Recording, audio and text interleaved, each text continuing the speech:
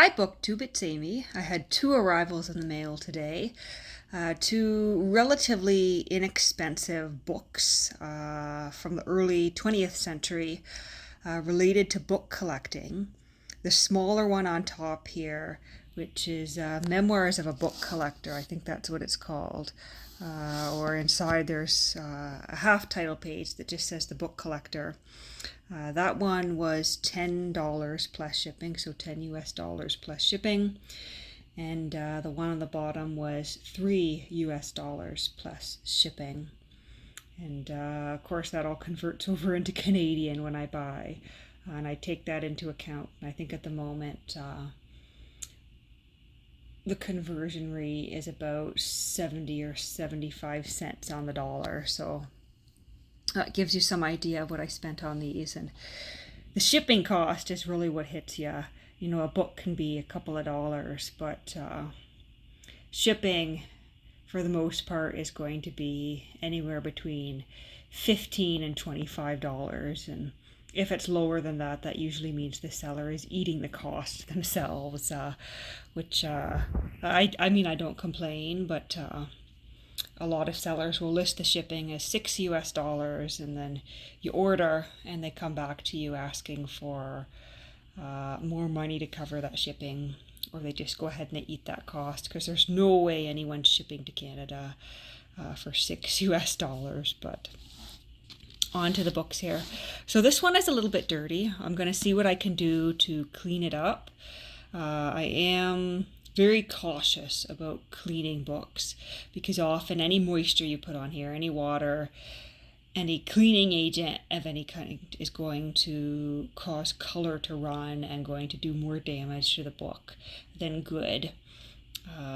But often if you rub at a book like this is just a cloth book, if you rub at it with a dry cloth or a Kleenex, a tissue, it'll often take off a good bit of the dirt and grime, the surface stuff at least. And this is a library discard, which for the price I don't mind. We've got some fun little stamps in here. It looks like it was purchased from Bradford Libraries and Information Services in September of '89. I'm not sure what reserve stock means. There's the remains of a sticker here. Not sure what this little thing is for. It's not quite a book pocket, a book card pocket, so not sure. We've got a withdraw stamp underneath this Bradford Library stamp. So this seems to have been through several libraries. We've got here a title page that says The Book Collector. All rights reserved, no copyright on there. And this is interesting. We've got this beautiful illustration here, this beautiful, it's not a photograph, but it's a black and white reproduction of a painting of some sort called Book Sale at Sotheby's Auction Room, from the original wash drawing by H.M. Paget in possession of something Sotheby, Wilkinson, and Hodge, London. So that is a reproduction of a painting. And we've got this tissue guard over top that has an outline, and it's got numbered names, so I'm assuming those are the names of the people depicted in the painting. Key to the characters in the field day at Sotheby's. We have a title page here.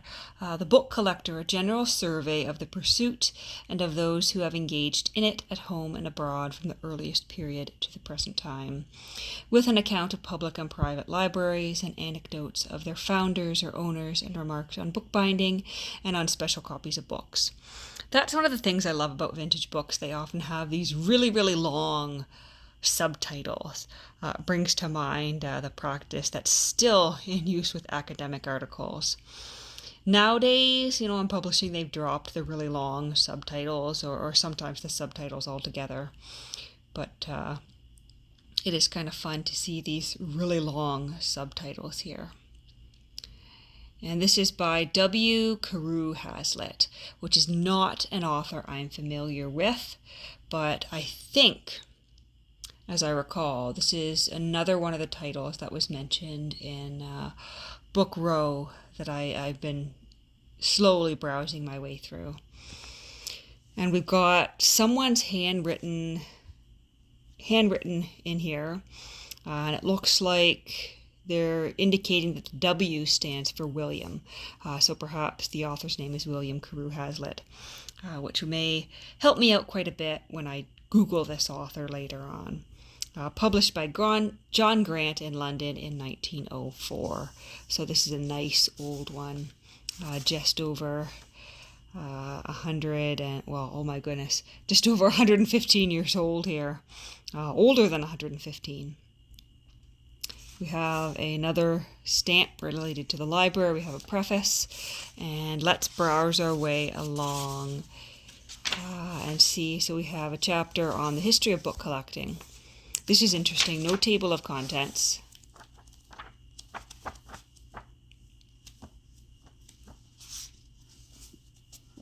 But it looks like it's going to be a worthwhile and interesting read here. We've got a hunk of notes in the back, an index, and it's a fairly thick book. So that is one of today's deliveries in the mail. Then we have this. It was only $3. I wasn't sure what it was going to be. It's called Private Book Collectors. And I kind of like this blue and the monogram on the cover here. But it is literally a catalog of a bunch of names. Private book collectors in 1925 in the United States and Canada, and mention of their hobbies. And what really piqued my interest here is the fact that it includes Canada and not just the United States. Because as you would expect in a lot of 20th century publishing, there is a wealth of information available on the United States. But the information on Canada is a lot more sparse. And so I guess this is my first book in my collection that includes 20th century Canadian book collectors. And I'm hoping it's going to differentiate for me, where these collectors are based and maybe some of the areas they collected in. So this is the revised edition from 1925. And so I think this was published several times, and they revised it each year as book collectors died. There's a foreword here that mentions that collectors as a rule average above the middle years, and deaths are consequently more frequent. So book collectors died, and so they had to revise it, and they perhaps had to add new ones. But we've got a foreword here, and then there is an introduction here on modern tendencies in book collecting by George H. Sargent, which I look forward to reading. It's several pages long. We have a little section here on Dr. Johnson. And then it's literally just kind of like a phone book or a encyclopedia style, sort of like a bibliography almost, with names and interests. And it looks like maybe they're arranged geographically. And it's just pages and pages of this. Massachusetts. That's rather disappointing. We've got all these American ones, and then we come to private book collectors in Canada and the provinces. And that looks like it's it for the geographical list. So just about a page and a half total. But at least it's there. At least it was included. Oh, here's an Ottawa one. Dominion Archivist. That's very interesting. I might want to look into AG, CMG, Doughty, and see if I can dig up anything on him. Adam Short, The Parliamentary Library, that'd be interesting as well. Kingston, Montreal, Heartland, Halifax. I think most of my focus in reading this book is going to be looking at these Canadian names and seeing what potentially I could dig up online and elsewhere. Then we've got them arranged alphabetically. I'm not sure what the purpose of this blank column is here. And some previous owner has put asterisks here. And so I can only puzzle about what that meant to the previous owner. Was it perhaps, I don't know, people they had sold to if this was once in the possession of bookseller? Was it perhaps, people that the reader had met? Does it have something to do with maybe these people had written their own things? And that would be interesting to explore, to see just how many of these private book collectors had written some sort of, piece of writing on their hobby, whether it be a book or a single essay or a newspaper article somewhere. But that's a puzzle. What do the asterisks mean? Because there's quite a lot of them in here. Was it part of someone's, research at some point? Were they writing a thesis?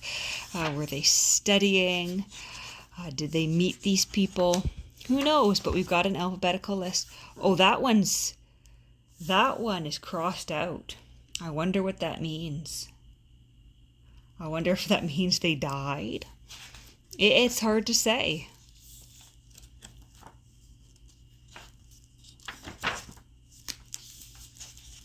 Arranged by hobbies. That's kind of fun. Acadia, adventure, advertising, Africa, agriculture. Anthropology, antiques. American, Arabia, archaeology, anthropology, anthologies. What else do we have in here?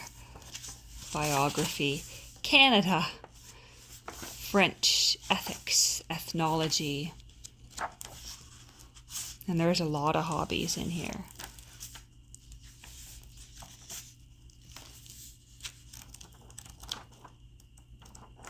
And I think the hobbies is it. So we have it arranged by country, arranged alphabetically by the name of the collector, and arranged by hobbies.